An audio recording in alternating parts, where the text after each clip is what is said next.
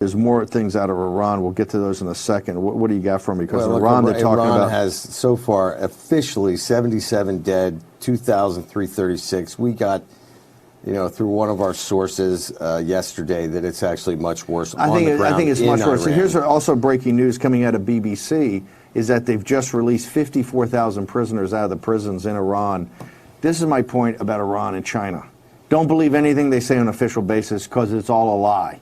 Right? All you got to do, and if you want to get your arms around a little bit how this plays out, I keep telling people, go see HBO's 5-part series Chernobyl, because there you see these totalitarian governments, their incompetence, but particularly their only thing they focus on is protecting the regime. Right. You're seeing this, and hey, Iran ain't releasing 54,000 prisoners out of the prisons to avoid, this kind of mass incarceration with the disease spread if they know they don't have a much bigger problem they're letting on. It's just like China. These are, and those two totalitarian because of the ability to suppress the information, right, and not let people make their own decisions. That's why I think you're seeing Fauci, you're seeing Pence, you're seeing people come out and try to get more information out to people so people can make their own decisions. And like you said, President Trump said, nothing's inevitable here. Well, listen, I mean, you and I are all China hawks, for example, but there is a moment now, a learning moment for the whole world, because you are now seeing the true nature of these tyrannical regimes.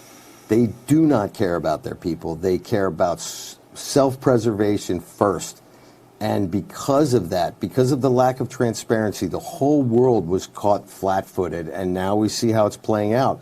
But this is also going to be an opportunity for the great Western democracies to show the huge difference between how we handle things. Yeah, this is why I said the other day on Maria Bartiromo, America is the indispensable nation. You saw yesterday around that table in the cabinet room where President Trump was having a pretty frank conversation with the biotech companies and the pharmaceutical companies about the vaccine. And look, we got to be realistic.